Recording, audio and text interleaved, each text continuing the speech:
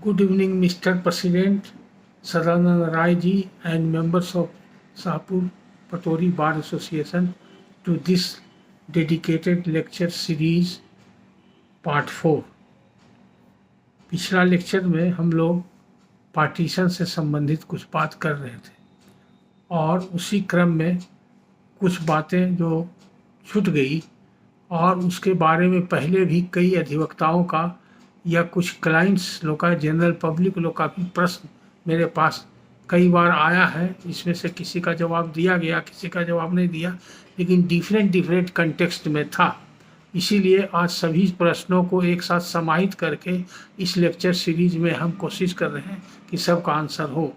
तो जो भी श्रोता इस लेक्चर सीरीज को सुन रहे हैं उनसे अनुरोध है कि अगर वो अपने पूर्व में किए गए प्रश्न का भी उत्तर या जो उनका प्रॉब्लम है उसका समाधान चाहते हैं तो ये पूरे लेक्चर सीरीज का जो 4 पार्ट है, आज चौथा पार्ट चलेगा, 3 पार्ट समाप्त हो गया है, वो पूरा शुरू से अंत तक सुने तो संभवतः उनके सभी प्रश्न जो पहले उन्होंने किए थे और जिसका आंसर उनको नहीं मिला था उसका आंसर मिल जाए, या जिसका आंसर मिला था और पूर्ण रूपेण वो नहीं समझ सके थे तो इसको सुनने के बाद पूर्ण रूपेण समझ जाएंगे।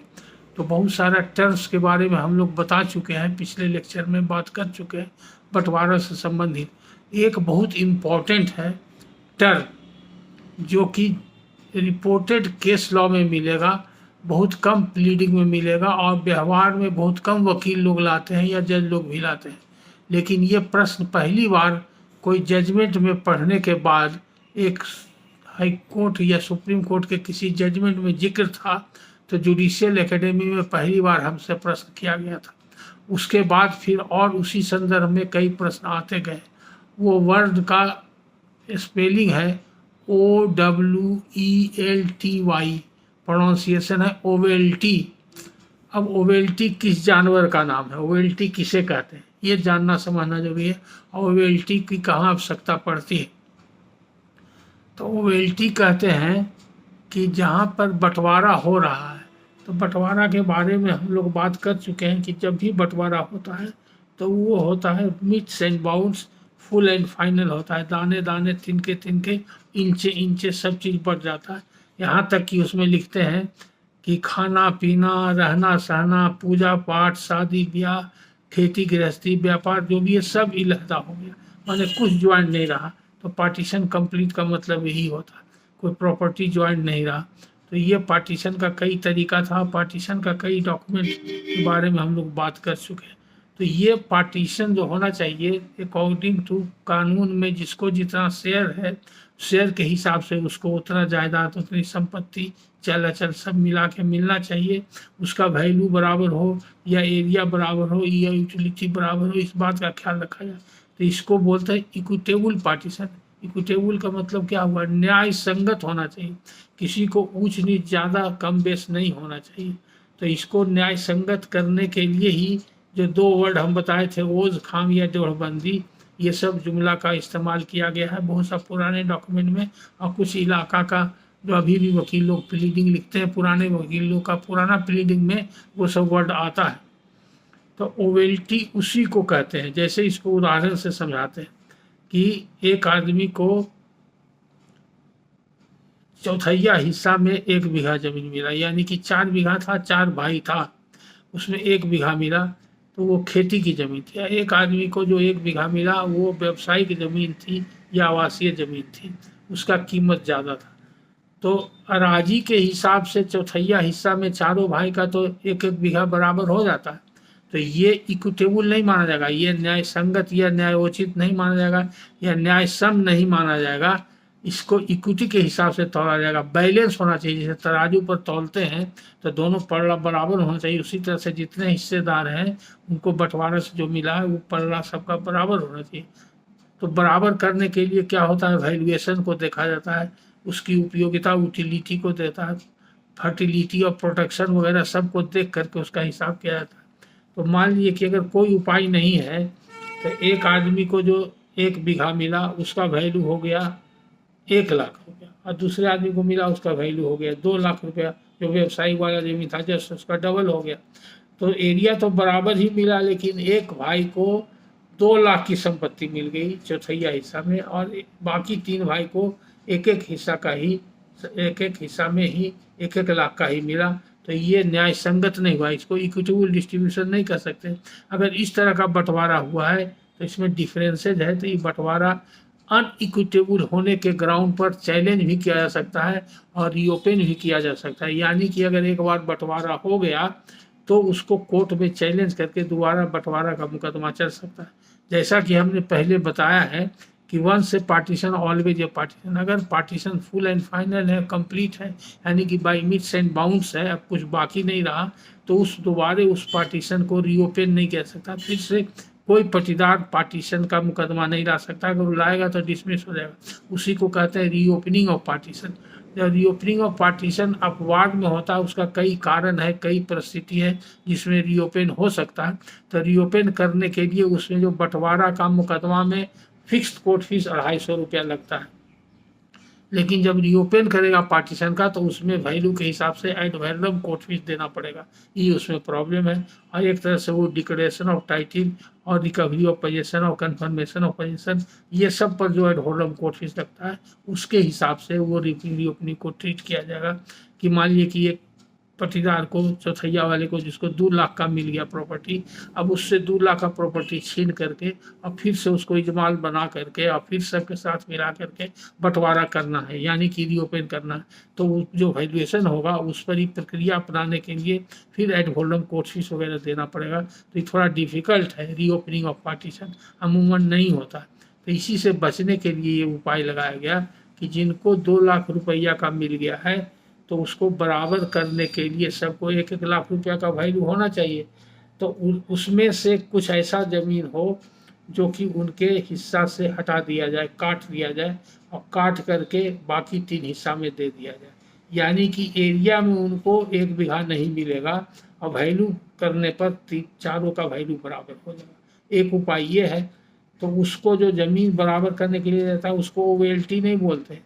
अगर ये संभव नहीं है कि ज़मीन ही काट करके जिनको ज़्यादा वैल्यू का हो रहा है उससे काट करके जिनको कम वैल्यू हो रहा है उसको दे करके बैलेंस किया जाए, उसके बदले में अगर रुपया से बैलेंस किया जाए, यानी कि सबको मिलना चाहिए वैल्यू, 1-1 लाख रुपया का मिलना चाहिए। तो जो व्यक्ति के पास 2 लाख रुपया का है तो वो 1 लाख रुपया से ज़्यादा का रखे हुए हैं, तो बाकी उनको 1 लाख रुपया उनके पास एक्स्ट्रा है। फिर 1 लाख एक्स्ट्रा में 4 जगह बंटवारा होना चाहिए। 1 लाख रुपया, मान लीजिए कि 1 लाख उनका एक्स्ट्रा वैल्यू का 1 लाख का है, तो 1 लाख को फिर 4 जगह बांटेंगे तो 25-25 हज़ार होगा। तो जो व्यक्ति को 2 लाख रुपये का ज़मीन मिल गया है, जबकि उनको मिलना चाहिए था 1 लाख रुपया का, तो वो 1 लाख रुपया माना जाएगा कि उनके हाथ में 1 लाख रुपया है, और उस 1 लाख रुपया को 4 भाग में बांट करके बाकी 3 पटीदार को वो 25-25 हज़ार रुपया देंगे। 75,000 और 25,000 वो स्वयं रखेंगे। तब जिनको 1-1 लाख का मिला था ज़मीन उनको हो जाएगा सब लोग को 1.25 लाख हो जाएगा। और जिनको 2 लाख का ज़मीन मिला था उनके पास से 75,000 दूसरे के हाथ चला गया, 25,000 उनके पास बचा था, अब उनके पास 1.25 लाख की प्रॉपर्टी होगी।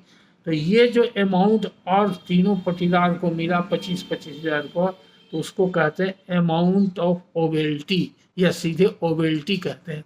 तो ओवेल्टी है वो बैलेंसिंग अमाउंट है, equalize the value of the party, value of the properties allotted to any party on partition. तो बंटवारा के दौरान जो चल अचल संपत्ति का बंटवारा होता है और उसका इक्विटेबल न्याय संगत डिस्ट्रीब्यूशन बंटवारा हो, बैलेंस बंटवारा हो, तो बैलेंस को मेंटेन करने के लिए अगर किसी एक पक्ष के पास ज़्यादा वैल्यू का ज़मीन है तो वो पक्ष के द्वारा दूसरे पक्ष को कोई रुपया दिया जाता है, नगद दिया जाता है, तो इसलिए उसको अमाउंट ऑफ ओवेल्टी कहते हैं। जैसे कि एक केस मेरे पास आया था, वो आया था सासाराम का, बहुत दिन की बात है, उसमें भी कुछ लॉ पॉइंट है और बड़ा इम्पोर्टेंट है। सूर्यवंश नारायण सिंह एक एडवोकेट है सासाराम में, वो बहुत दिन से सासाराम में वकालत सिविल में करते थे। आज के तारीख में उनका प्रैक्टिस 30-40 साल का होगा। मेरे पास आए थे लगभग करीब 10-15 साल पहले की घटना या 20 साल के आसपास की घटना, तो उस समय होंगे 20 साल 25 साल के प्रैक्टिसर थे। तो उनका घर पर खेती गृहस्थी था और कई भाई थे और ज़मीन जायदाद अच्छा था, अच्छे परिवार से बिलोंग करते। तो बहुत दिन से वो सासाराम में रहते थे, प्रैक्टिस करते थे और सासाराम में अपना घर भी बना लिए थे रहने के लिए। लेकिन जब बाद में किसी कारणवश परिवार में संख्या बढ़ी, परिवार में राय विचार हुआ आपसी सहमति से बंटवारा करने के लिए, तो सहमति से बंटवारा नहीं हुआ और घर में पुराना घर था, तो एक भाई जो घर पर रहते थे वो देखभाल करते थे, यानी कि कर्ता के रूप में थे, बड़े भाई थे। वो जो था दलान था, उसमें कुछ 10-15 लाख रुपया लगा करके बढ़िया से अपना दलान बना लिया और खेती गृहस्थी करते थे और बंटवारा के लिए उतना ज़्यादा उत्साहित नहीं थे। तो अंत में ये जो वकील साहब हैं, इन्होंने बंटवारा का मुकदमा दायर कर दिया सिविल कोर्ट सासाराम। जब बंटवारा का मुकदमा दायर हो गया तो नेचुरली है, सबको हो गया, दिक्कत हो गया कि अब बंटवारा का केस लड़ना पड़ेगा। तो आपस में विचार विमर्श हुआ और गांव के या परिवार के या रिश्तेदार के लोगों के बीच बचाव या मीडिएशन से या पंच के रूप में कोई लोग आए, कैसे आए बैकग्राउंड उतना याद नहीं है, किसी कारणवश आपसी में मध्यस्थता हुई।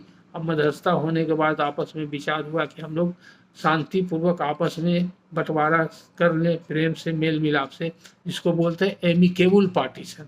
तो वकील साहब तैयार हो गया, एमिकेबल पार्टीशन तो ही चाहते ही थे, एमिकेबल पार्टीशन हो गया। पार्टीशन हो गया तो जमीन जायदाद का बंटवारा में कोई प्रॉब्लम नहीं था। प्रॉब्लम आया कि वकील साहब को वहाँ पर कोई घर नहीं मिला और घर जो था बहुत पुराना था, वो रहने की स्थिति में नहीं था, ढहो-ढनवन था। और जो भाई घर के करता थे या बड़े भाई थे जो देखभाल करते थे, वो दलान को ही अपना बड़ा अच्छा सा मकान बना लिए थे, 5-6 लाख रुपया उसमें इन्वेस्ट करके देहात के हिसाब से बढ़िया मकान बना लिया। तो उनका कहना था चूंकि इसमें हम इन्वेस्ट किए हैं, तो ज्वाइंट फैमिली से ही इन्वेस्ट हुआ था, तो 5 लाख रुपया हम इन्वेस्ट किए हैं, तो इसलिए ये हमको ही मिलना चाहिए। तो हमको मिलना चाहिए तो हुआ कि भाई वकील साहब को कि हमको अगर आप देते हैं, पुराना घर देते हैं या पुराना गौशाला देते हैं, तो हम भी फिर बाद में मकान बनाएंगे, ज़रूरत पड़ेगा हम आएंगे जाएंगे तो मकान बनाएंगे, तो हमको भी खर्चा होगा, तो कैसे मकान बनेगा। तो इसमें वही ओवेल्टी की राशि तय हुई। ओवेल्टी की राशि तय हुई कि जो भाई 5 लाख रुपया वाला इन्वेस्ट किया हुआ दलाल या मकान अपने हिस्सा में लिए थे, वो हिस्सा को बराबर करने के लिए, बैलेंस करने के लिए, जितना जमीन उनको मिलना चाहिए था हिस्सा में, वो जमीन तो मिला ही, बाकी और भी अचल संपत्ति में जो भी था वो मिल गया उनको, चल संपत्ति भी मिल गया। उसके अलावे उनको ओवेल्टी का अमाउंट 2.5 लाख या 3 लाख रुपया तय हुआ, जो वकील साहब को मिल गया। तब इस आपस में सब बात तय हो गया, तो कंप्रोमाइज पिटीशन फाइल हो गया कोर्ट में, और कंप्रोमाइज पिटीशन में सभी भाइयों का दस्तखत हो गया और सभी शर्त सब लिखा गया, ओवेल्टी का अमाउंट भी लिखा गया और उस पर शपथ भी हो गया, लोगों का शपथ पर जाकर के बयान भी हुआ। तो पहले तो compromise petition supported with affidavit file होता है, फिर उसका चेक एंड रिपोर्ट होता है, सिद्धार्थ का रिपोर्ट आ गया कि सब ऑर्डर में है। उसके बाद तब कंप्रोमाइज के सपोर्ट में बयान देना जरूरी है, पहले नहीं लिया जाता था, लेकिन आजकल प्रोसीजर भी कहता है और सावधानी भी बढ़ती जा रही है। बहुत जगह धोखाधड़ी का मामला सामने आया है, मामला हाई कोर्ट सुप्रीम कोर्ट तक गया है, इसलिए प्रक्रिया ये अपनाई जाती है कि पहले जो एफिडेविट होता है वो कंप्रोमाइज पिटीशन के सपोर्ट में, जैसे प्लीडिंग के साथ एफिडेविट जरूरी है, उसी तरह कंप्रोमाइज पिटीशन में जितने भी पार्टी है, सभी प्लेंटिफ और सभी डिफेंडेंट्स का उसमें वेरिफिकेशन भी होगा और सिग्नेचर भी होगा और एफिडेविट भी होगा। तो verified and supported by all the parties of the suit compromise होना चाहिए, तो वो प्रॉपर ऑर्डर में हो गया। तब कोर्ट इंटरटेन करेगा, तब उस पर रिपोर्ट मांगा जाएगा, सीधा से सीधा रिपोर्ट देगा कि हाँ ऑर्डर में है, तब वो कोर्ट उसको एक्सेप्ट करेगा। एक्सेप्ट करने के पहले की प्रक्रिया है कि जितने भी सिग्नेटरीज है कंप्रोमाइज के, वो सभी कोर्ट में जाएंगे और शपथ पर कोर्ट पर बयान देंगे कि हाँ हमने जानबूझ करके पढ़ करके पढ़वा करके सुनकर समझकर दस्तखत किया है और ये सही है और हम अपने होशो हवास में किया है, बिना किसी दबाव बहकाव में किया है, इसमें कोई धोखा फरेब नहीं है। इसको क्लियर करने के लिए शपथ पर बयान देंगे। और बयान किस बात का देंगे? कंप्रोमाइज के करेक्टनेस एंड जेन्युइननेस के ऊपर एंड एक्सेप्टेंस के ऊपर बयान देंगे। तो कोर्ट उसको शपथ बयान को जैसे और गवाह के गवाही को रिकॉर्ड किया जाता है, वैसे गवाह की गवाही को रिकॉर्ड करेगा, एक एक पार्टी का सभी का गवाही रिकॉर्ड कर लेगा। जब रिकॉर्ड हो जाएगा तब कोर्ट उस पर ऑर्डर पास करेगा। कंप्रोमाइज पिटीशन को एक्सेप्ट किया जाता है, this compromise shall form part of the record. और लेटर डिग्री भी pass in accordance with the compromise decree, और कंप्रोमाइज में भी made part of the decree. जैसा प्रेयर रहता है वैसा कंप्रोमाइज को ही डिग्री का पार्ट बना दिया जाता है, जैसा कि पहले केस में हम डिस्कस कर चुके हैं और इसके बारे में पहले चर्चा कर चुके हैं। तो इनके सूर्यवंश बाबू के केस में भी ऐसा ही हो गया, एक पैसा भी इनको मिल गया, सेटिस्फाइड भी हो गया। कंप्रोमाइज एक्सेप्ट होने के कुछ दिन के बाद ये छुट्टी में गांव पर गए कि भाई अब हमको अब अलग हो गया तो अपना हमको स्वयं देखभाल करना होगा, कहाँ कहाँ जो प्लॉट हमको मिला उसको घूम करके पता लगावे। तो गांव का जो लोकल आदमी खेत वगैरह जोतता था, बटेदार या चौलेदार या पट्टेदार जो भी था, या इनका जो देखने वाला देख रेख करने वाला केयर टेकर था, किसी को साथ लेकर के विलेजर से वो सब वेरिफिकेशन के लिए हर प्लॉट को गए। गलती यही हुआ कि जिस समय पार्टीशन का शेड्यूल बन रहा था, पार्टीशन हो रहा था, तो ये भाइयों पर पूरा फेथ किया और इनको नहीं उम्मीद था कि इनके साथ कोई फ्रॉड किया जाएगा, और इसमें फ्रॉड क्या हो सकता है इनको अंदाजा भी नहीं था, क्योंकि पढ़ने लिखने के समय से बाहर रहते थे और पढ़ाई समाप्त होने के बाद से ही वकालत शुरू कर दिए तो बराबर बाहर ही रहते थे। छुट्टी में कभी कभी होली दशहरा में गाँव पर जाते थे, कुछ दिन के लिए, 1-2 दिन के लिए गए, तो बाकी उनको खेती गृहस्थी से कोई मतलब नहीं रहता था, इसलिए उतना आइडिया इनको नहीं था। तो ये कभी अंदाज इनको नहीं हुआ कि मेरे साथ कोई धोखाधड़ी हो। जब ये गांव में गए और किसी गांव के व्यक्ति के साथ और जो केयर टेकर था उसके साथ ही स्पॉट पर गए तो इनको बताया गया, तब इनको रियलाइज हुआ कि हमारे साथ धोखा हुआ। धोखा क्या हुआ कि इनके दाज हिस्सा में मान लिया कि 5 बीघा जमीन पड़ा, 5 बीघा ठीक पड़ा, 5 बीघा हिस्सा के हिसाब से, लेकिन 5 बीघा जो जमीन पड़ा वो गांव से काफ़ी दूर था और अनफर्टाइल था। बाकी ज़मीन जो कीमती और फर्टाइल था वो अन्य भाइयों को पड़ गया और इनको फर्टाइल ज़मीन और गांव के नज़दीक वाला ज़मीन नहीं दिया गया, दूर वाला ज़मीन दिया गया। तो उसके हिसाब से ये अनइक्विटेबल डिस्ट्रीब्यूशन था, इक्विटी के हिसाब से इनके साथ धोखा फरेब हुआ। तो धीरे धीरे जब उसको बढ़िया से एसरटेन किए, समझने का कोशिश किए, और जो इनके शुभचिंतक थे गांव वाले जो इनको बताए ज़मीन के बारे में डिटेल, तो इनसे इनको अनुमान हो गया कि हमारे साथ बहुत बड़ा धोखाधड़ी हुआ, हमको बहुत लॉस होगा। तब उनके पास क्या रेमेडी था? उनके पास तो रेमेडी यही था कि कॉम्प्रोमाइज़ को किसी तरह से चैलेंज किया जाए। तो कॉम्प्रोमाइज़ पिटीशन को नहीं एक्सेप्ट तो हो ही गया था, तो कॉम्प्रोमाइज़ पिटीशन को रिजेक्ट करने के लिए उन्होंने पिटीशन फाइल कर दिया। तो पहले पुराना जो लॉ था उसके हिसाब से था, कॉम्प्रोमाइज़ पिटीशन पर अगर डिग्री बन गया, कॉम्प्रोमाइज़ डिग्री बन गया, तो फ्रॉड के ग्राउंड पर सेट असाइड करने के लिए अलग से सूट लाया जाता था। अब जब सीपीसी में अमेंडमेंट हो गया है, ऑर्डर 23 में रूल 3 कैपिटल ए आ गया, तो अब separate suit for setting aside a compromise decree on the ground of fraud is barred, वो मेंटेनेबल नहीं है। अब क्या है कि जिस कोर्ट में कॉम्प्रोमाइज फाइल हुआ है उसी कोर्ट में आप पिटीशन फाइल करेंगे और वो पिटीशन उसी सूट में इंटरटेन होगा, या ज़्यादा से ज़्यादा उसको मिसलेनियस केस के रूप में रजिस्टर किया जाएगा और उसी में इंक्वायरी होगी, गवाही होगी कि धोखाधड़ी हुआ कि नहीं हुआ। तब वो कॉम्प्रोमाइज़ को बाद में कोर्ट सेट असाइड कर सकता है या प्रॉपर ऑर्डर पास कर सकता है। तो इसमें बहुत डिफिकल्ट था।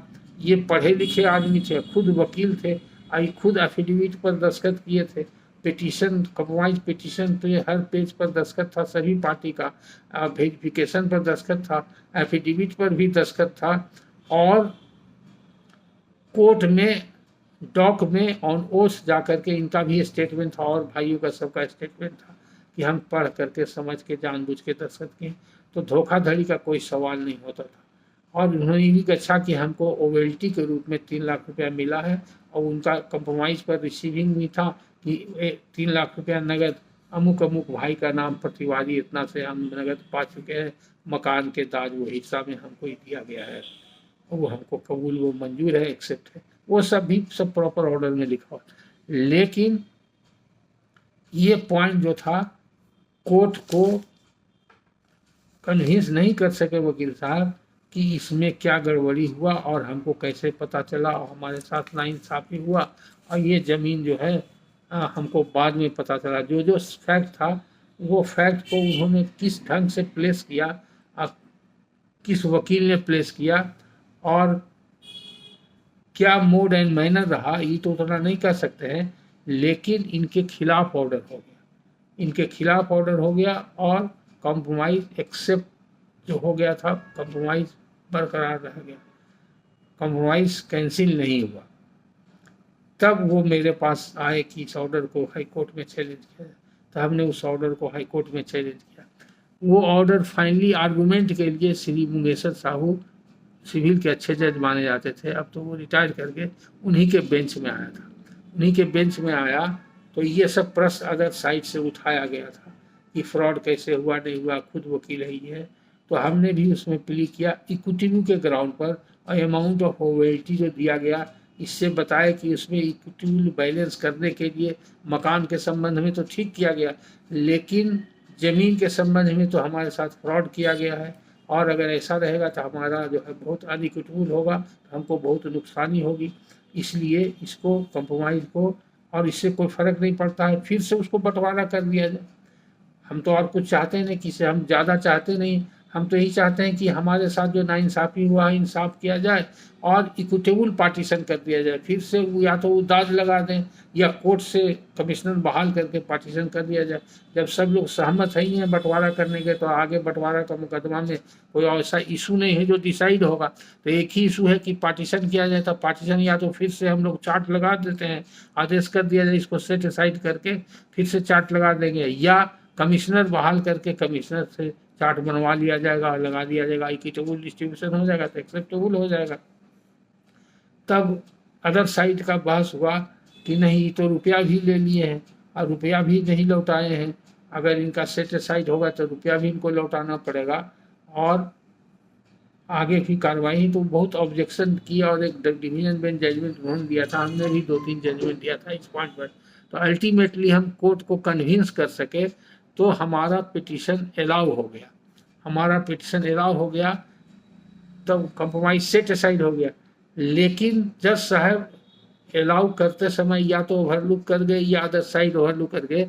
ओवेल्टी का अमाउंट जो हम लोग ले लिए थे, हमारे क्लाइंट जो थे वो किसान 3 लाख रुपया ले लिए थे, उसको लौटाने का जब फिर दाजबंदी खत्म हो गया, बंटवारा खत्म हो गया, तो रुपया कायदे से लौटा देना चाहिए था हमको, या कोर्ट को कहना चाहिए था आप लौटा दीजिए। तो कोर्ट ने उस पर कोई आदेश ही नहीं किया, कोई आदेश ही नहीं किया। तब अदर साइड के वकील बाद में पॉइंट आउट किए और उस पर बहुत ज़्यादा स्ट्रेस दिए थे। हमने कहा कि नहीं, अब तो ऑर्डर पास कर दिया गया है, अब unless it is a case of review, तो रिव्यू में ही जाए तभी हो सकता है। हमने टेक्निकल पॉइंट रेज कर दिया तो जज साहब ने रिफ्यूज़ कर दिया, कहा कि ठीक है, अगर आप समझते हैं कि ये रिफंडेबल अमाउंट है तो आप अलग से उसके लिए क्लेम कीजिए, हम इसमें नहीं आदेश करेंगे।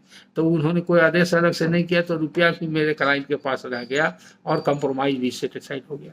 इसीलिए कभी कभी ये जानना भी जरूरी है, और ये उदाहरण स्वरूप आपको समझा रहे हैं कि ऐसी स्थिति आएगा तो आप लोग सावधानी पूर्वक देखिएगा। बंटवारा में इक्विटेबल पार्टीशन होना चाहिए, और इक्विटी को इसी को बोलते हैं to adjust the equity. Equity को एडजस्ट करेंगे यानी कि बंटवारा को वैल्यूएशन के हिसाब से बैलेंस करने के लिए, या अगर वैल्यूएशन में बैलेंस में दिक्कत हो रहा है तो एरिया में बैलेंस हो सकता है। एरिया में अगर बैलेंस में दिक्कत हो रहा है तो यूटिलिटी के हिसाब से होना चाहिए और लोकेशन के हिसाब से होना। जैसे कि मान लीजिए कि बाजार में कोई ज़मीन है तो सबको बाजार वाला ज़मीन मिलना चाहिए। मान लीजिए कोई किराया में लगा हुआ कोई मकान है या दुकान है, तो एक एक दुकान अगर मिल रहा है तो सबको एक एक दुकान किराया वाला मिलना चाहिए। तो यूटिलिटी के हिसाब से और अवेलेबिलिटी के हिसाब से बहुत सा फैक्टर है जिसको इक्विटेबल बैलेंस करने के लिए, इक्विटेबल पार्टीशन बैलेंस पार्टीशन हो, इसको करने के लिए देखने का जरूरत है। वो हर एक फैक्ट और सर्कमस्टांस में अलग अलग स्थिति में वो देखा जाता है। दूसरा एक और टर्म है जो बहुत कॉमन है, ओवेल्टी तो समझ गए, उसको बोलते हैं फैमिली अरेंजमेंट। फैमिली अरेंजमेंट सब लोग जानते हैं, बहुत सा फैमिली अरेंजमेंट का डॉक्यूमेंट भी मिलेगा, वसीका फैमिली अरेंजमेंट करके लिखा हुआ मिलेगा, और हिंदी में उसको बोलते हैं पारिवारिक व्यवस्था। तो कभी कभी लोग कंफ्यूज हो जाते हैं कि पारिवारिक व्यवस्था का मतलब क्या है। तो पारिवारिक व्यवस्था एक जनरल भी हो सकता है जिसमें कि पार्टीशन नहीं भी हो, परिवार का कौन सा काम कहाँ होगा, कौन क्या करेगा। एक किसी खास सुविधा के लिए एक मान लीजिए कि प्रोग्राम बनाया गया कि अमुक व्यक्ति जो है बिजनेस देख रहा है वो देखेगा, अमुक व्यक्ति खेती देखेगा, यहाँ का खेती वो देखेगा, यहाँ का गल्ला वहाँ रखा जाएगा, यहाँ का ऐसा मैनेजमेंट होगा, और ये मकान में ये लोग रहेंगे, इस मकान में ये लोग रहेंगे।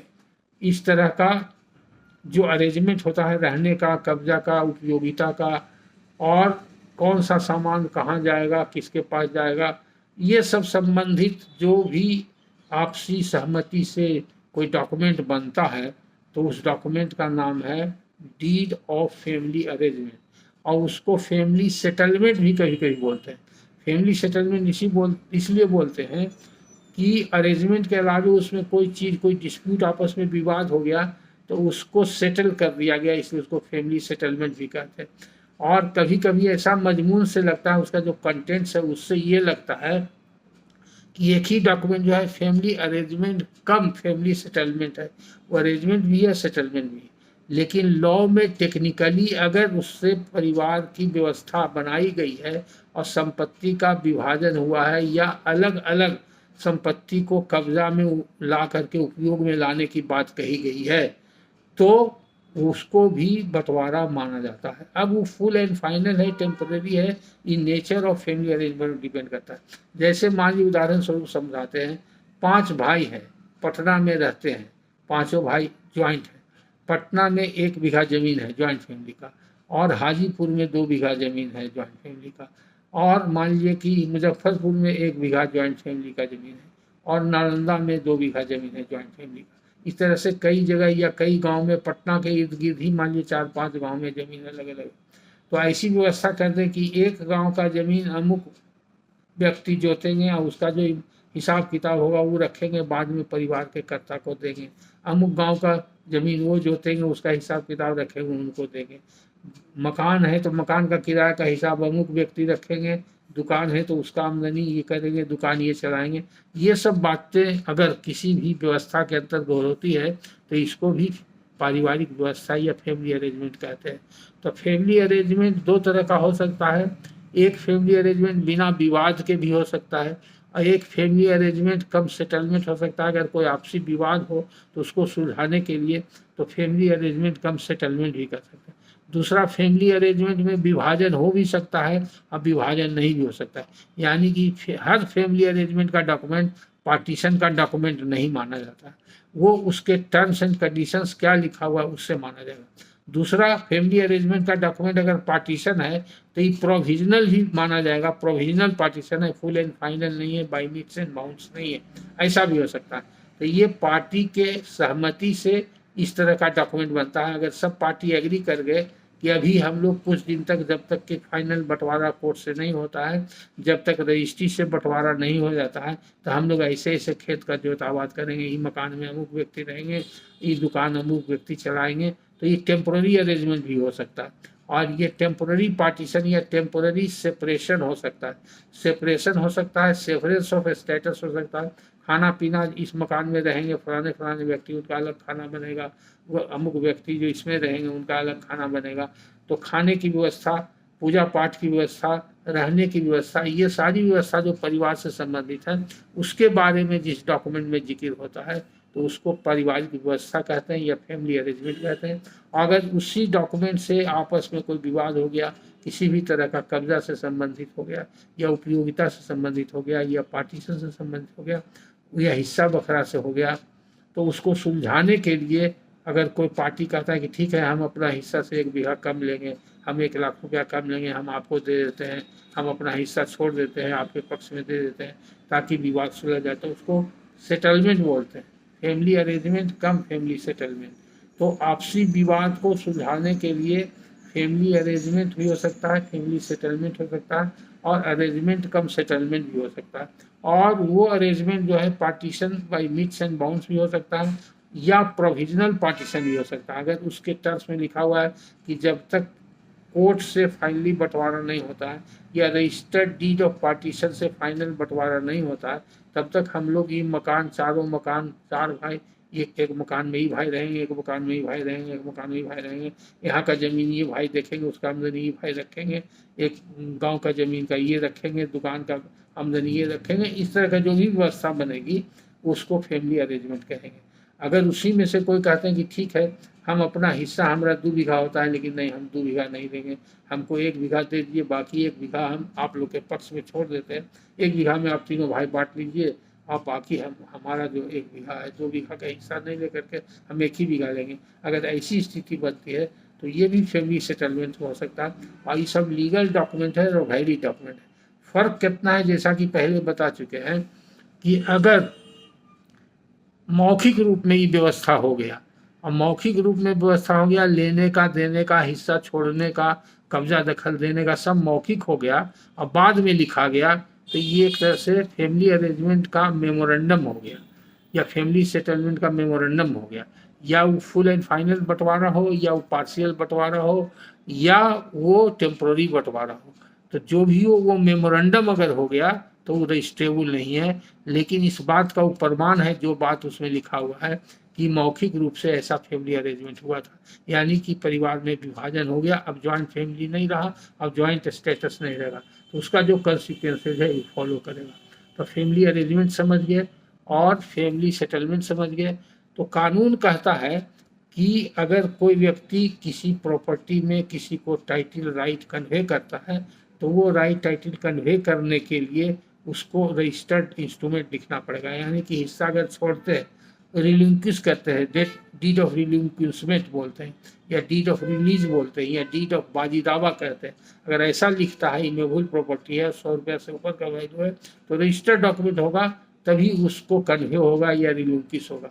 लेकिन ज्वाइंट फैमिली प्रॉपर्टी में और ज्वाइंट स्टेटस अगर है और ज्वाइंट स्टेटस रहते हुए फैमिली अरेंजमेंट और बोनाफाइड फैमिली सेटलमेंट होता है। आपसी विवाद को सहूलियत पूर्वक सुलझाने के लिए एक भाई एक पटीदार को अपना हिस्सा दूसरे पटीदार को दे देता है, तो उसमें कोई दिक्कत नहीं।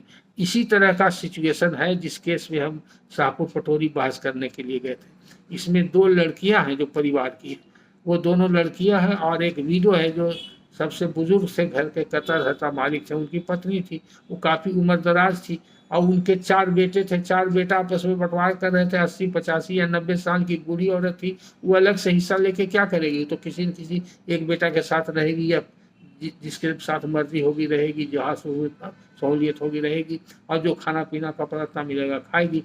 तो उसको अलग से जायदाद लेके वो क्या करती और किसके साथ रहती? किसी के साथ तो रहना पड़ता। उसी तरह से 2 बेटियां उनको थी, वो भी वृद्ध थी, वो भी 70 प्लस की थी, अपने ससुराल में रह रही थी और काफ़ी खुशहाल परिवार में थी। उन्होंने देखा कि आपस में भाई में थोड़ा मतभेद हो रहा है, झगड़ा झंझट हो रहा है, तो और बड़ा भाई कुछ ज़्यादा जायदाद में हिस्सा चाह रहे हैं या कुछ उनके नाम से है वो चाह रहे हैं, और दूसरे छोटे भाई को दबा रहे हैं, या एक भाई जिनका डेथ हो गया था उनके लड़का को, भतीजा को दबा रहे हैं, जो उसमें प्लेंटी थे उनको दबा रहे हैं। ये सब देख करके जो लड़की थी परिवार की, 2 लड़की, उनका जो कहना हुआ कि ठीक है, आप लोग आपस में सहूलियत से बंटवारा कर लीजिए, तो हम लोग को कोई हिस्सा नहीं चाहिए। हम लोग का जो भी हिस्सा होता है, दोनों बहनों का जो भी हिस्सा होता है और माता जी का जो भी हिस्सा होता है, वो सब समझ लीजिए कि आप लोग चारों भाइयों को ही मिल गया।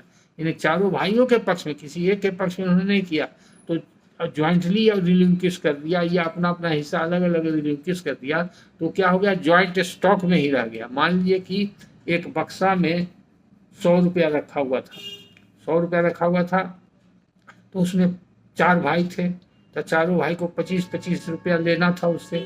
25-25 हज़ार रुपया लेने में ही झंझट हो गया। एक भाई कहेंगे हम 30 रुपया लेंगे, कोई कहेंगे हम 50 रुपया लेंगे, कोई 40 रुपया लेंगे, या इस तरह से मतभेद हो गया।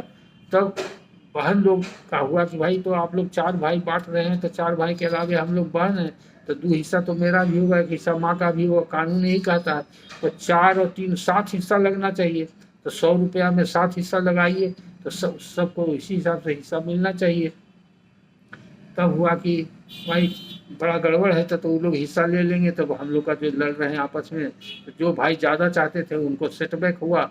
उन्होंने कहा कि नहीं नहीं, तो ठीक नहीं है। तो ठीक है, क्या चाहते थे? नहीं, हम अपना हिस्सा नहीं लेते हैं, जो 100 रुपया रखा हुआ है 100 रुपया रह गया, 100 रुपया रह गया, आप लोग 25-25 रुपया अपना अपना बांट लीजिए, और हम अपना संतुष्ट हो गए। आप लोग आपस में बांट लिए, खुशी खुशी पूर्वक रह गए, तो हमारा नहरा भी ज्यों का त्यों रह गया, हमारा भी आना जाना रह गया। और माँ का भी कहना हुआ कि सही बेटा आपस में सहूलियत से रहेगा, अलग भी रहेगा तो भी सहूलियत से रहेगा, कोई झगड़ा झंझट नहीं होगा, प्रेम भाव विचार बना हुआ रहेगा, परिवार में हारमोनी बनी रहेगी। तो परिवार में हारमोनी बना रहे, गुड रिलेशन बना रहे, एमिकेबल रिलेशन बना रहे, इसीलिए इस तरह की व्यवस्था होती है। तो इस तरह का जो ओरल पार्टीशन हुआ या फैमिली अरेंजमेंट या फैमिली सेटलमेंट हुआ, ये बहुत कॉमन है। और जिस केस में बात कर रहे थे उस केस में ये कॉमन हुआ था, और अंततः चारों पटीदार जो थे वो एग्री कर गया, और 4 जगह ही शेड्यूल बना, और 4 जगह शेड्यूल में बंटवारा हो गया, और बंटवारा का हिसाब सब कब्जा में आ गए, अपने अपने शेड्यूल पर आ गए। उसका जिनको नया मकान नहीं मिला था पुराना मकान था वो अपने हिस्सा से, अपने आमदनी से नया मकान बनाए, कोई दलान बनाए, और भी जिनको जिनको जो काम करना था अपना करने लगे। तो इस प्रकार से जब बाद में इसको हुआ कि पक्का रूप दिया जाए, और फिर कुछ विवाद बढ़ा, चूंकि एक जमीन का बिक्री कर दिए एक बड़े भाई जो थे, तो विवाद बढ़ने के कारण हो गया कि भाई इसमें कुछ पंच लोग को बुलाया गया, पंच के सामने इस बात का कंफर्मेशन हुआ कि जो बंटवारा हो गया उसको सही मानते हैं, और जो लोग अपना हिस्सा नहीं लिए वो भी सही है, अब उन लोग को भी हिस्सा नहीं चाहिए, उसी को कंफर्म कर दिया जाए। इसलिए पंच लोग ने ओरल पार्टीशन को ही कंफर्म कर दिया और उसी का अवार्ड बना दिया गया। तो वो अवार्ड फुल एंड फाइनल हो गया और बाइंडिंग हो गया हर पार्टी के ऊपर, उससे कोई नहीं भाग सकता है, और कोर्ट के डिग्री की तरह हो गया। तो यही तरीका है, इसी तरीका से होता है, लॉ यही कहता है। तो फैमिली अरेंजमेंट और फैमिली सेटलमेंट पर हाई कोर्ट और सुप्रीम कोर्ट का बहुत सारा जजमेंट मिलेगा, जो कहता है कि बोनाफाइड अगर है और डिस्प्यूट को समाप्त करने के लिए एमिकेबली किया गया है तो वैलिड है, एक दूसरे का हिस्सा अपने पक्ष में दे सकता है, ले सकता है, छोड़ सकता है, ये भी अरेंजमेंट के दौरान हो सकता है। तो फैमिली अरेंजमेंट ही समझ गए, फैमिली सेटलमेंट ही समझ गए, और ओवेल्टी भी समझ गए। ये सब तो इम्पोर्टेंट बात हो गई। अब दूसरी बात जो इम्पोर्टेंट है, जो छूट गया था, और पार्टीशन के संदर्भ में जानना बहुत जरूरी है वकीलों को भी और जजेस को भी, वो ये है कि पार्टीशन का जब मुकदमा करते हैं तो लाखों करोड़ों अरबों की प्रॉपर्टी का मुकदमा हो सकता है, बंटवारा का। तो उसमें कोर्ट फीस फिक्स्ड होता है। दो तरह का कोर्ट फीस एक्ट में होता है, एक होता है फिक्स्ड कोर्ट फीस और एक होता है एड वैलोरम कोर्ट फीस। तो सिर्फ पार्टीशन सूट ही ऐसा है जिसमें फिक्स कोर्ट फी है। आज के तारीख में 250 रुपया फिक्स कोर्ट फी है। अगर 100 रुपया के वैल्यू का भी बंटवारा का मुकदमा नामेंगे तो 250 रुपया कोर्ट फीस लगेगा। अगर करोड़ों का अरबों का नामेंगे तो 250 रुपया कोर्ट फीस लगेगा। इसलिए बहुत से लोग सिविल कोर्ट जाने में डरते हैं, तो डरने की बात नहीं है। बहुत ज़्यादा टाइटिल सूट कहते हैं कि टाइटिल हो जाएगा तो बहुत कोर्ट फीस लगेगा, ऐसी बात नहीं। जब बंटवारा का रिलीफ रहेगा, बंटवारा का मुकदमा रहेगा, तो सिर्फ 250 रुपया ही कोर्ट फीस लगेगा बंटवारा का। टाइटल मुकदमा अलग अलग नेचर का होता है, उसमें अलग अलग कोर्ट फी लगता है। जब कोर्ट फी का मैटर आएगा, उससे प्रश्न होगा तो उस पर उसके बारे में चर्चा करेंगे। लेकिन अभी पार्टीशन के बारे में इतना बता देते हैं कि सिर्फ फिक्स कोर्ट फी लगेगा। दूसरा जो एक कोर्ट फी होता है वो भी फिक्स के करीब करीब होता है, लेकिन उसको बोलते हैं डिक्लेरेटरी कोर्ट फी। जो डिक्लेरेटरी सूट होता है, जैसे कोई कहता है कि टाइटल डिक्लेयर कर दिया जाए या डॉक्यूमेंट को वाइड डिक्लेयर कर दिया जाए, किसी भी तरह का डिक्लेरेशन जो होता है, तो ये डिक्लेरेटरी सूट जो होता है स्पेसिफिक रिलीफ एक्ट के सेक्शन 34 के अंतर्गत होता है डिक्लेरेटरी सूट। डिक्लेरेटरी सूट में भी फिक्स्ड कोर्ट फीस ही है, वो है डिक्लेरेटरी कोर्ट फीस करके फिक्स है, न कि fix court fee. Declaratory court fee 250 रुपये आज के तारीख में लगता है, और फिक्स कोर्ट भी 250 रुपये लगता है। दोनों 250 रुपया है, लेकिन दोनों अलग अलग है, दोनों का प्रिंसिपल अलग अलग है, और दोनों का प्रोविजन कोर्ट फीस एक्ट में ही है, लेकिन अलग अलग सेक्शन में। फिक्स कोर्ट फीस का अलग है, डिक्लेरेटरी कोर्ट फीस का अलग है। उसके अलावा एक कोर्ट फीस होता है, उसको बोलते हैं ad valorem court fee. Ad valorem court fee, ये शब्द जो है लैटिन शब्द है, इसका लिटरल मीनिंग अंग्रेजी में होता है according to the valuation. According to the valuation, तो वैल्यूएशन किस बात का? Valuation of the suit. Valuation of the suit, जो सूट का वैल्यू होगा उसके हिसाब से कोर्ट फीस लगेगा। तो सूट का वैल्यू हम लोग क्यों करते हैं, कहाँ लिखा हुआ है, तो उसके लिए कोर्ट फीस एक्ट के अलावा एक और एक्ट है, इसको बोलते हैं suit valuation act. Suit valuation act के अंदर हम लोग को सूट का वैल्यू करना जरूरी होता है। और जो सूट का वैल्यूएशन होता है उसका दो पर्पस होता है। एक होता है कोर्ट का जुरिडिक्शन, जो पिक्यूनरी जुरिडिक्शन डिसाइड करता है, और दूसरा पर्पस होता है कोर्ट फी, जो कोर्ट फी एक्ट के अंदर डिसाइड होता है। अब केस कहाँ फाइल होगा? बंटवारा का case, general case, civil case कहाँ फाइल होता है? तो उसके लिए सीपीसी बना हुआ है। सीपीसी में लिखा हुआ है, सेक्शन 15 में लिखा हुआ है कि कोई भी सिविल सूट होगा जो सेक्शन 9 सीपीसी के अंदर कॉग्निजेबल है, जितना भी सिविल नेचर का सूट है वो सेक्शन 9 सीपीसी के अंतर्गत आता है, वो कॉग्निजेबल अंडर सेक्शन 9 है। वो बंटवारा का हो या टाइटल का हो या डिक्लेरेटरी हो या रिकवरी ऑफ पोजेशन का हो या मॉर्गेज का हो, जो भी हो, सब सूट है सिविल नेचर का है। या एविक्शन सूट हो, इजेक्टमेंट सूट हो, सब सिविल नेचर का है, सेक्शन 9 में। तो कहीं कहीं अलग अलग एक्ट का अंदर, जैसे कि स्पेसिफिक रिलीफ एक्ट के अंतर्गत भी सूट होता है, तो स्पेसिफिक रिलीफ एक्ट के अंदर जो डिक्लेरेटरी सूट होता है उसका वैल्यूएशन भी दिया जाता है। तो वो सब जुडिक्शन के लिए पहले वैल्यू दिया जाएगा सूट का। तो सूट का वैल्यू देंगे हम लोग, इसलिए देंगे कि जो सूट लैंड है, सूट प्रॉपर्टी है, उसके हिसाब से लोग वैल्यू करते हैं। अगर कोई डॉक्यूमेंट अगर है, डॉक्यूमेंट के बारे में डिक्लेरेशन मांगते हैं, तो डॉक्यूमेंट में जो वैल्यू दिया हुआ उसके हिसाब से करते हैं। तो सूट वैल्यूएशन एक्ट के हिसाब से डिसाइड करना पड़ता है कि सूट का हम क्या वैल्यू करें। तो वैल्यू जो कर देंगे तो उसके हिसाब से पिक्यूनरी जुडिक्शन उसको बोलते हैं। कोर्ट का दो जुडिक्शन होता है सिविल कोर्ट का, एक पिक्यूनरी जुडिक्शन, एक टेरिटोरियल जुडिक्शन। पिक्यूनरी जुडिक्शन की बात आती है कहाँ, वो सीपीसी में नहीं लिखा हुआ है। उसके लिए जो सिविल कोर्ट बना है, सिविल कोर्ट कहाँ कंस्टिट्यूट हुआ, सिविल कोर्ट कौन एक्ट में बना है, तो उसका नाम है सिविल कोर्ट एक्ट। शॉर्ट में बोलते हैं सिविल कोर्ट, लेकिन इसका पूरा नाम है Bengal Agra Assam civil court act 1887। अब बंगाल आगरा आसाम के पहले उसका दूसरा नाम था, 1885 में था, बाद में 87 में अमेंड हुआ और उसमें आगरा और यूनाइटेड प्रोविंस करके कुछ था, उस वर्ड को हटा दिया गया। तो अभी उसका नाम है Bengal Agra Assam civil court act. Short में इसको बोलते हैं कि सिविल कोर्ट एक्ट। इसी के अंतर्गत सिविल कोर्ट का कंस्टिट्यूशन हुआ है, यानी कि कोर्ट ऑफ मुंसिफ और सब जज का कंस्टिट्यूशन इसी एक्ट के अंदर हुआ है। पहले उसका मुंसिफ नाम था और सब जज नाम था। अब 2013 में उसमें अमेंडमेंट हो गया है, तब हो गया सिविल जज जूनियर डिवीजन, सिविल जज सीनियर डिवीजन। तो उसका पिक्यूनरी जुडिक्शन उसी Bengal Agra civil court act में लिखा हुआ है। तो ओरिजिनल जब बना था, ओरिजिनल एक्ट जो बना था 1887 में, उस समय तो रुपया का बहुत कीमत था, तो उस समय मुंसिफ का वैल्यू था 1000 रुपया पिक्यूनरी जुडिक्शन। बाद में अमेंड होकर के 2000 हुआ, उसके बाद हुआ 5000 हुआ, 5000 से फिर 10,000 हुआ, 10,000 से 20,000 हुआ, 20,000 से 30,000 हुआ। आज के तारीख में 2013 के बाद से मुंसिफ का जुडिक्शन 1,50,000 वैल्यू तक। तो अगर हम सूट का वैल्यू करते हैं किसी भी बेसिस पर, सूट लैंड के बेसिस पर या डॉक्यूमेंट के बेसिस पर 1,50,000 करते हैं, तो हमको मुंसिफ कोर्ट में केस फाइल करना पड़ेगा। अगर 1,50,000 से ज़्यादा है तो सब जज का है जो अनलिमिटेड है, करोड़ों अरबों का वैल्यू होगा तो क्या। तब सीपीसी में सेक्शन 15 बना दिया गया है, every suit has to be filed before a competent court of lowest jurisdiction. तो अगर मान लीजिए कि 1.5 लाख का सूट है, तो 1.5 लाख का सूट हम मुंशी में भी कर सकते हैं, और सब जज को तो बहुत ज़्यादा पावर है, तो हम सब जज में भी 1.5 लाख का कर दे सकते हैं, कोई दिक्कत नहीं है। 1 लाख का है तो हम सब जज में ही कर सकते हैं, ऐसा लोग सोचते हैं। लेकिन नहीं, वो भी सब जज के यहाँ 1 लाख का करेंगे तो विदाउट जुडिक्शन हो जाएगा, क्योंकि सब जज का जुडिक्शन ही शुरू होता है 1.5 लाख से ऊपर। 1.5 लाख के 1 रुपया ज़्यादा होगा तभी उसका जुडिक्शन है।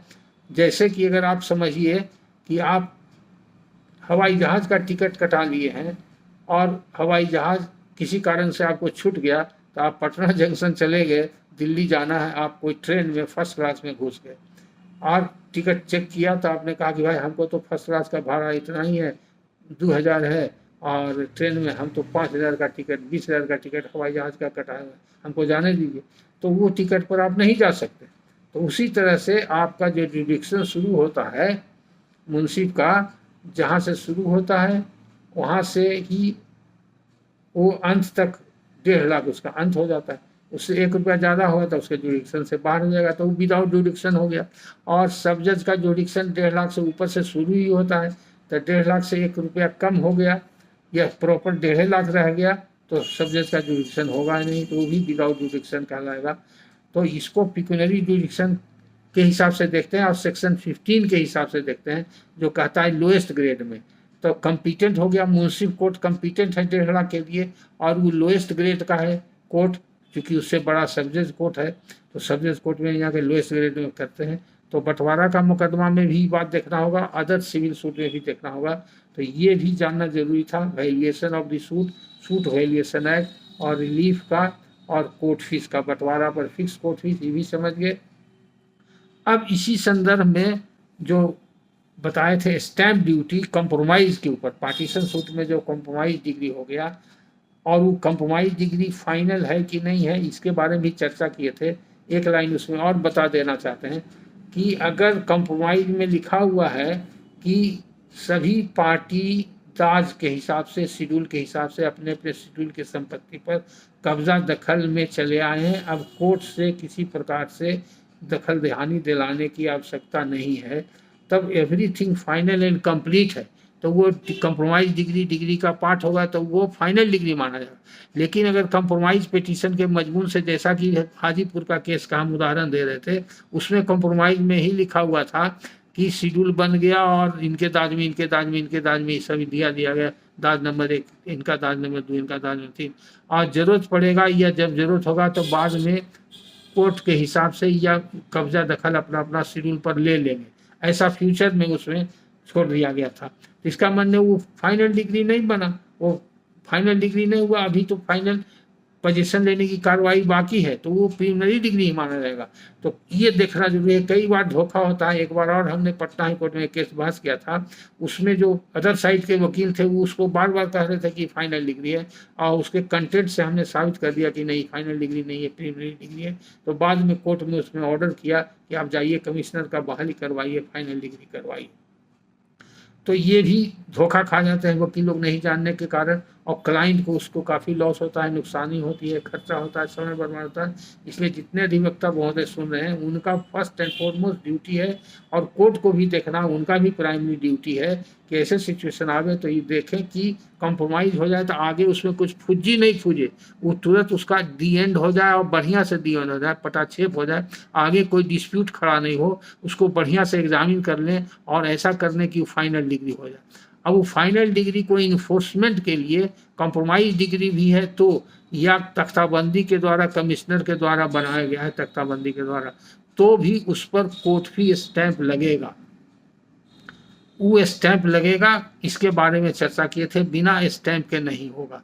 तो एक तो कोर्ट फी, जैसे कि 250 रुपया का सूट बंटवारा का है, 250 रुपया कोर्ट फीस दिए, तो इसको कोर्ट फीस को क्या बोलते हैं? न्याय शुल्क।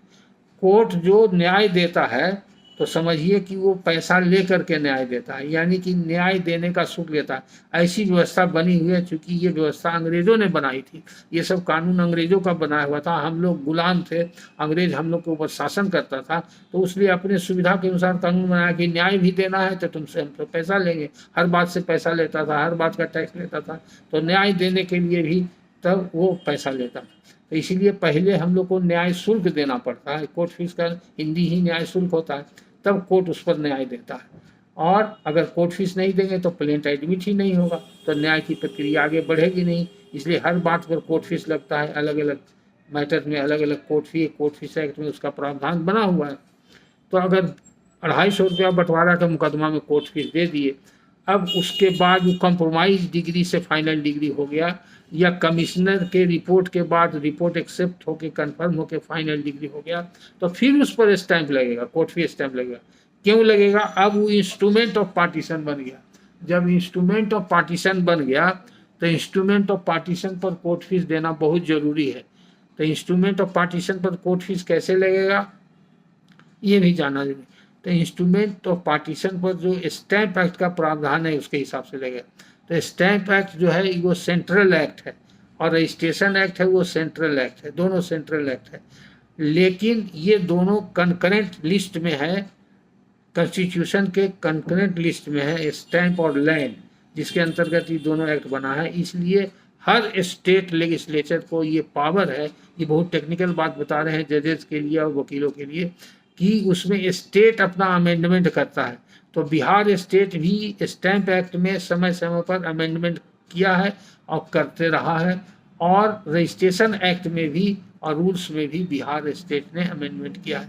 तो हम जब बात करते हैं इंडियन रजिस्ट्रेशन एक्ट की, तो जो सेंट्रल एक्ट है उसकी बात करते हैं, लेकिन अब बिहार की बात करेंगे तो कहेंगे बिहार रजिस्ट्रेशन एक्ट या बिहार रजिस्ट्रेशन रूल्स, या जो कंबाइंड है वो बिहार रजिस्ट्रेशन मैनुअल कहते हैं। अभी उस पर इम्पोर्टेंट बात बताने जा रहे हैं, इसलिए ये बैकग्राउंड में बता रहे हैं। तो अब कोर्ट फीस लगेगा, कोर्ट फीस लगेगा यानी कि स्टैंप ड्यूटी लगेगा। यहाँ पर उसको कोर्ट फीस नहीं कहना चाहिए, न्यायिक प्रक्रिया तो हो गई, कोर्ट फीस दिया गया, तो एक बार एक केस में कोर्ट फीस दे दिया गया तो उसी संदर्भ में दोबारा कोर्ट फीस नहीं लगेगा, अनलेस कोई दूसरा मैटर अगर उसमें आ जाए तो वो अलग बात है।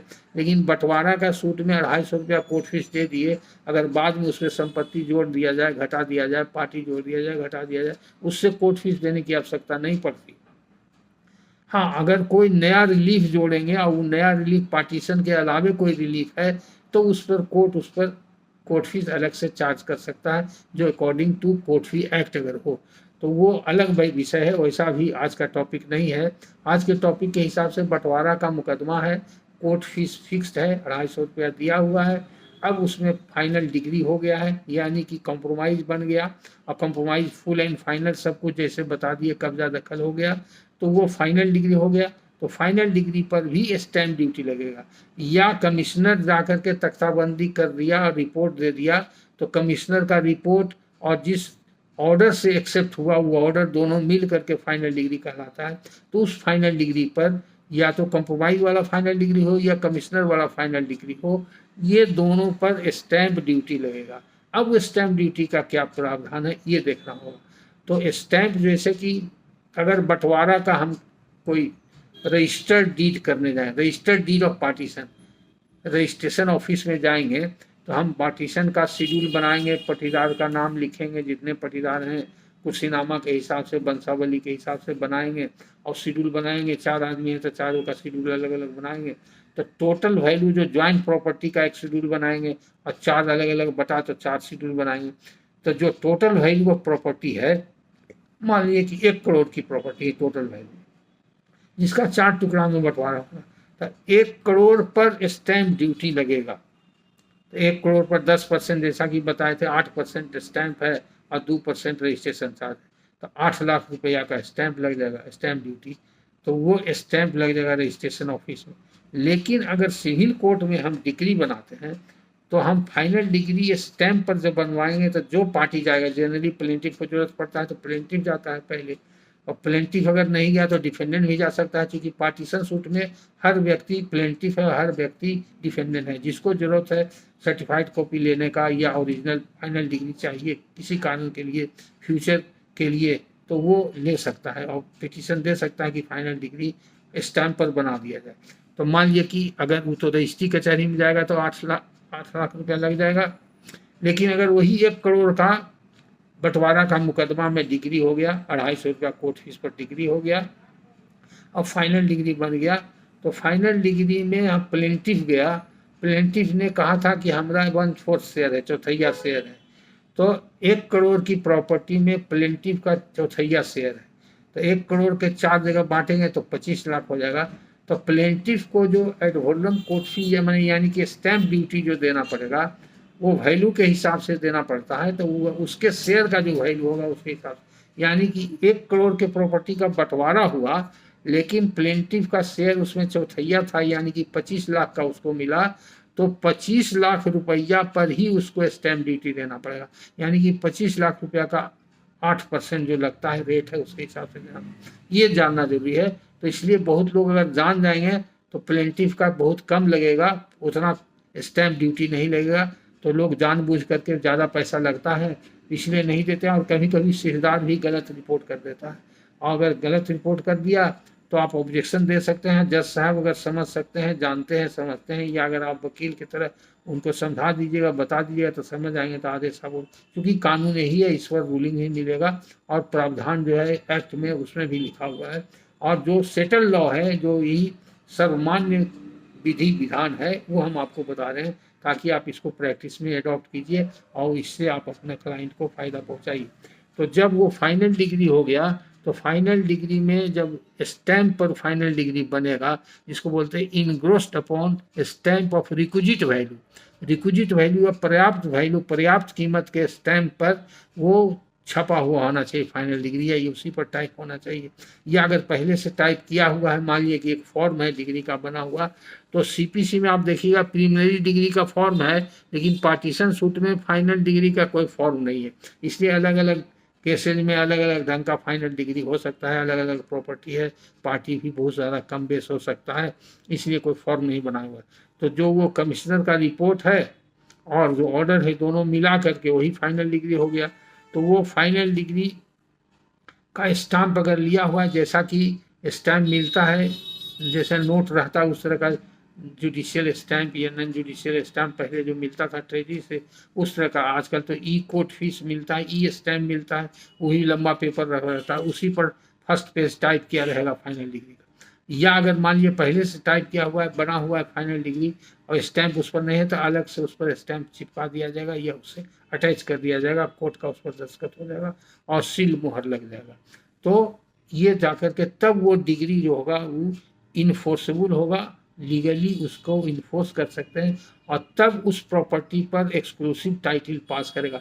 जिसके दाज और हिस्सा में फाइनल डिग्री में जो संपत्ति आया है वो उस पर वो हकदार हो जाएगा, 16 आना हकदार हो जाएगा, एक्सक्लूसिव हो जाएगा, उस पर दूसरे का कोई राइट टाइटल नहीं होगा और उस अपना हक से वो उसको खरीद बिक्री जो भी चाहे कर सकता है और अपने उपयोग में ला सकता है। इसलिए ये जानना जरूरी है। तो आज के लेक्चर में पार्टीशन से संबंधित ओवेल्टी एक इम्पॉर्टेंट फैक्टर था और दूसरा कोठफिश एक इम्पॉर्टेंट फैक्टर था। लेकिन अब सबसे ज़्यादा इम्पॉर्टेंट फैक्टर है जिस पर अब अंत में हम लेक्चर समाप्त करने जा रहे हैं, काफ़ी समय हो गया इस पर बात कर रहे हैं। चूँकि अभी जगह का नाम हमको याद नहीं पड़ रहा है, वकील साहब का नाम याद नहीं, लेकिन मोस्ट प्रोबेबली ये नॉर्थ बिहार के किसी जिला से, पुपरी से या सहरसा से या समस्तीपुर से या सीतामढ़ी से कहीं से कोई वकील साहब हमसे पूछे थे, व्हाट्सएप पर प्रश्न पूछे थे और उसका उत्तर हमने व्हाट्सएप पर दिया था। उनका प्रॉब्लम क्या था हम लेक्चर में एक बार बता चुके थे कि नीतीश बाबू ने पहले पॉलिटिकल स्टेटमेंट दिया था कि हम बंटवारा जो आपस में होता है उसमें बहुत कोर्ट फीस, स्टैंप लगता है और रजिस्ट्रेशन चार्जेस लगता है, बहुत खर्चा होता है, इसलिए बंटवारा रजिस्ट्री से लोग बहुत कम लोग करवा पाते हैं। और सीओ के यहाँ बंटवारा के लिए अगर जाता है और विवाद हो जाता है तो वहाँ सीओ के यहाँ नहीं हो पाता, इसलिए म्यूटेशन नहीं होता। तो इसलिए सरकार ये स्तर पर उन लोग को भी असुविधा है, जमाबंदी का बंटवारा प्रॉपर नहीं होता है, लगान वसूली में दिक्कत होता है, बहुत से कारणों से उनका कहना था कि इसको हम आसान बनाएंगे। और वस्तुतः उन्होंने असेंबली में एक बिल लाया, अमेंडमेंट बिल लाया और अमेंडमेंट हो गया रजिस्ट्रेशन एक्ट और रजिस्ट्रेशन रूल्स में अमेंडमेंट हो गया। इसलिए हर अधिवक्ता को, हर प्रिजाइडिंग अफसर को ये जानना जरूरी है।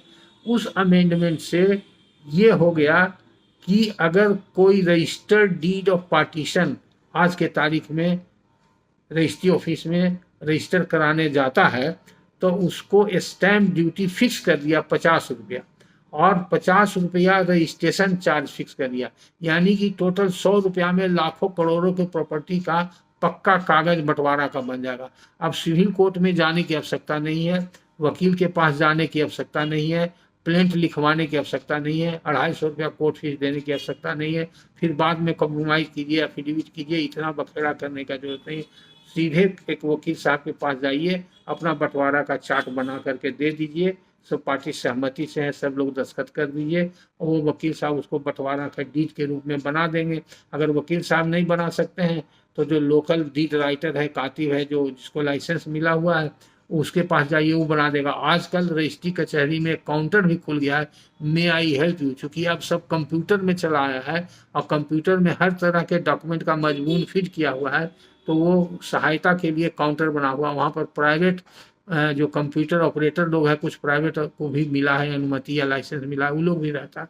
तो वहाँ जाइएगा तो वो बंटवारा का फॉर्मेट उन लोग को बना हुआ है, सिर्फ आपका अपना डिटेल जो डिस्क्रिप्शन है ज़मीन जायदाद का वो सही सही आप अपना लिख करके टाइप करके लेके दीजिएगा तो उसके हिसाब से वो भी बना देगा। तो जो आसान आपको हो, वकील साहब से आप कागज़ बनवाइए बंटवारा का, या जो डीड राइटर है यानी कि वसीका नवीस है उससे बनवाइए, या जो वहाँ प्राइवेट ऑपरेटर कंप्यूटर वाला रहता है उससे बनवाइए, या जो फॉर्मेट बना हुआ है रजिस्ट्री कचहरी में वो कंप्यूटर में उससे आप निकलवा करके अपना ये ख्याल रखिए कि जो शेड्यूल हम बना रहे हैं प्रॉपर्टी का जो विवरण है वो विवरण सही सही होना चाहिए, खाता नंबर, खसरा नंबर, अराजी, चौहद्दी वगैरह ये सब सही सही होना चाहिए।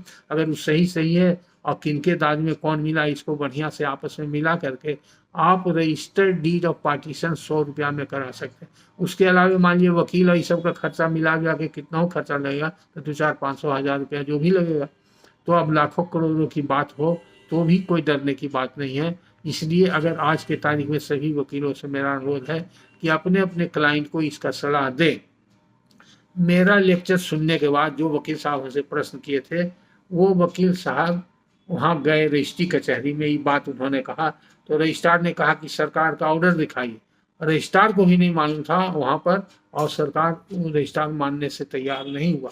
तो हमने उनको कहा था कि आप डॉक्यूमेंट ड्राफ्ट करके आप प्रेजेंट कीजिए, अगर वो रिजेक्ट कर देगा तब आप मेरे पास आइएगा, हम हाई कोर्ट से रिट से डायरेक्शन दिला देंगे। तो उनको बाद में उन्होंने कहा कि कानून का किताब हमको दीजिए, कहाँ लिखा हुआ है, सरकार का आदेश मांगे हमसे। तो सरकार का कोई आदेश क्या रहेगा, जब लॉ में अमेंडमेंट हो गया। तो रजिस्ट्रेशन एक्ट में जो अमेंडमेंट हुआ है, वो अमेंडमेंट का एक जो सेक्शन है, वो सेक्शन और रूल्स में जो सेक्शन है अमेंडमेंट रूल का, दोनों हम उनको दे दिए। रजिस्ट्रेशन रूल्स का जो अमेंडमेंट हुआ और स्टैम्प एक्ट में जो हुआ अमेंडमेंट, दोनों का उनको दे दिया जिसमें ये लिखा हुआ है। अब उसके बाद वकील साहब ने हमको कोई खबर नहीं किया है कि उन्होंने क्या स्टेप लिया कि नहीं लिया, इसलिए ये बहुत इम्पोर्टेंट है। अंत में हम यहीं पर आज ये डेडिकेटेड लेक्चर सीरीज का चौथा पार्ट आज यहीं पर समाप्त करते हैं। फिर अगर कोई प्रश्न छूटा हुआ रहेगा, हालांकि जिस केस में बहस करते गए थे उसमें और भी बहुत सारा पॉइंट्स इन्वॉल्व है और पार्टीशन से संबंधित है। अगर कुछ और प्रश्न और लोगों का है उससे अधूरा रहेगा तो हो सकता है कि अगला लेक्चर में उस पर हम चर्चा करेंगे। लेकिन आज हम कंक्लूड कर रहे हैं और मान के चल रहे हैं कि ये पार्टीशन से संबंधित लेक्चर कंक्लूड हो गया। और सबसे इम्पोर्टेंट बात है कि आप 100 रुपया में रजिस्टर्ड पार्टीशन डीड बना सकते हैं। ये आम आदमी के लिए बहुत इम्पोर्टेंट है कि जितना ज़्यादा इसका प्रचार प्रसार कीजिए। अगर लोकल वहाँ पर रजिस्ट्रार जो है नहीं जानता है, नहीं समझता है, तो आप एक्ट निकाल करके जाइए, रजिस्ट्रार को दिखाइए। और नहीं तो डिस्ट्रिक्ट कलेक्टर जो होता है वो डिस्ट्रिक्ट रजिस्ट्रार होता है, रजिस्ट्रेशन का भी हेड होता है, तो कलेक्टर से मिलिए। अगर कलेक्टर नहीं होता है तो आईजी रजिस्ट्रेशन के यहाँ उसको लिख करके दीजिए, जो पटना में बैठता है, या वह तिरहुत रेंज का वहाँ मुजफ्फरपुर में बैठता है DIG, deputy inspector general of registration. कहीं भी आप जा करके कंप्लेंट कीजिएगा तो वो एक्सेप्ट कर लेगा। अगर नहीं करेगा तो हम हाई कोर्ट से ऑर्डर करवा देंगे, रिट फाइल करके वो सब डॉक्यूमेंट रजिस्ट्रेशन में अलाउ हो जाएगा। धन्यवाद।